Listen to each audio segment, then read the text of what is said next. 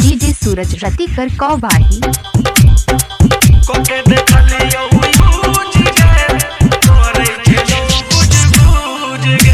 DJ सूरज रतिकर कौबाही। अभी आप सुन रहे हैं मुकेश दीवाना को।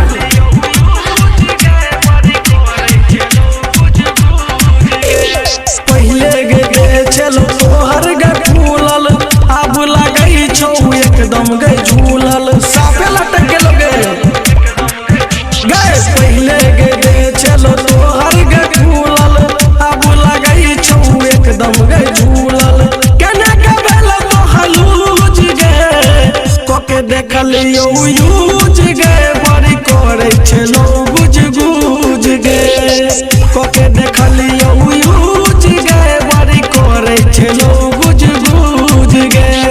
अनु रिकॉर्डिंग स्टूडियो।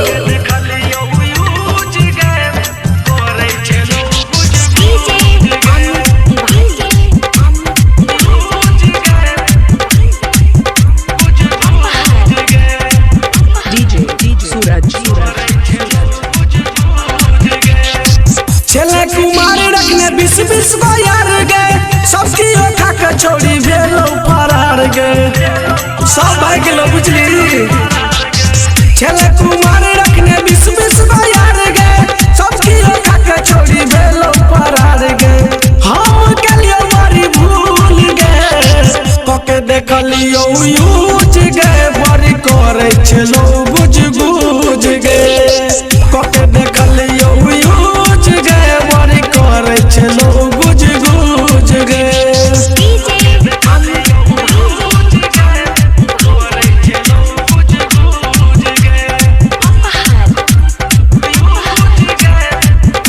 डीजे सूरज राजा रतिकर कौबाही। चढ़ल जवानी तोहर भेलौ जियान गे राइटर अर्जुन का के भेलै सियान गे 5 फीट का भगले सूरज चढ़ल जवानी तोहर भेलौ जियान गे राइटर अर्जुन का के भेलौ सियान गे गायक मुकेश गेलौ बुझ गे कोके देखलियो यूज गे बड़ी करे छलो गुज गुज गे कोके देखलियो यूज गे बड़ी करे छलो गुज गुज गे दूर जो भर लुज करे पहले गे चलो तोहर गे फूलल अब लगई छौ एकदम गे झूलल केने के भेल तो हलूज गे कोके देखलियो यूज गे बड़ी करे छलो गुज गुज गे कोके देखलियो यूज गे बड़ी करे छलो